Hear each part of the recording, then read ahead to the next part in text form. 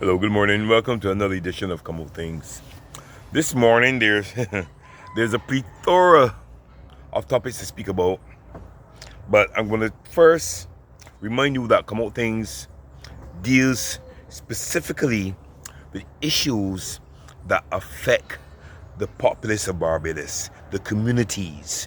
We might highlight an individual issue, okay, or the issue of an individual, but this is where it might affect you eventually in a situation like that, all right? But it's not about people or gossip or anything like that. Anyway, this morning I'm going to speak about a number of topics. We have a situation in Barbados that we've never encountered before with gun violence. We've had mass killings in Barbados here over the weekend, all right? And it has never been done before. The only thing that occurred similarly was the campus trains issue, and that was as a result of an incendiary device. But where people are coming out and and taking part in the gun violence and shooting people, we don't get that here in Barbados. I want to ask one question: where's the Prime Minister? Have any of you seen the Prime Minister? Have you heard her speak? Is she even in Barbados? I'm hearing not. Where is she? Why can't she at least do a video and speak about this? Because this is something of importance. This isn't about coming out to the show or advertising cricket or advertising football. This is something that is relevant to Barbadians. And I want us to realize something, right? With the continuation of this, eventually Barbadians and Barbados will come under the scope of regional and international, let's say, agencies. And then there will be travel advisories advising people to be very careful in coming to Barbados. Another thing, the Attorney General spoke relevant to the situation.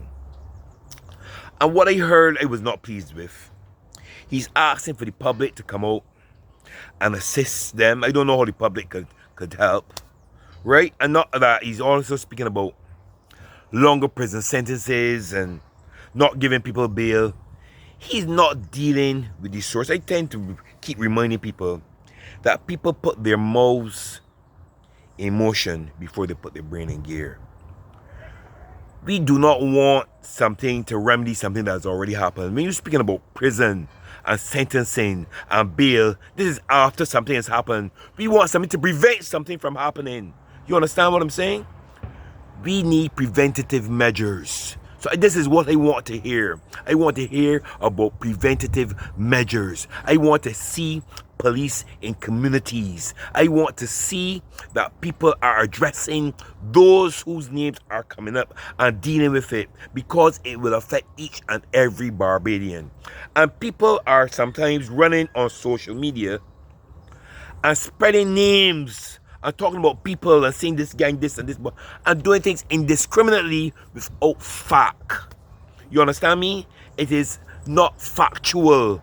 You understand? Because some of these communities they're speaking of, some of them, I'm not talking about the Christchurch areas, I'm speaking about the other names they're calling.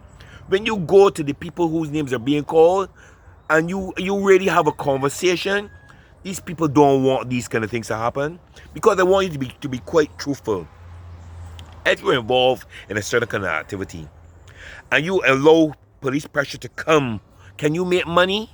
Is it sensible to encourage violence and crime when you know the police will come and break down your door, or they'll be on your block and stop you from selling whatever drugs you're selling or whatever? Let's be factual. You understand? So the older heads aren't doing this because they're about making money. So, okay? So we then know, we then have to realize it is a younger element. Look at the ages of the people involved. Or it is a younger element who are indiscriminately having their own agenda. All right? Let's deal with that. Okay? And I want you to give me your opinions. Please come out and speak. When I speak, I don't care if you are opposed to me. You understand? If whatever, come out, because it is your opinions and your ideas which help make Barbados a better place. That is why we need freedom of speech, and we cannot afford for the cybercrime bill to be put in place. Next, national housing. Now we know the objective of national housing. It is supposed to ensure that people can get houses and also for people of lower income. A gentleman called me the other day and told me that he'd been working in government for more than 20 something years and he applied for a house at national housing, either rental or to buy. You know what he's telling me? The person I told him that he has not been working long enough or he does not make enough income to be able to rent or purchase a house. He made the amendments necessary as far as getting salaries and stuff that way to bring in the job letters. They told him again he's not making enough money. A man is working government 20 years, to be able to rent or buy a house. Aren't these houses for low income earners? You understand what's happening? These houses are supposed to be for low income earners. What is going on in Barbados? Please tell me. Please tell me what is going on in Barbados.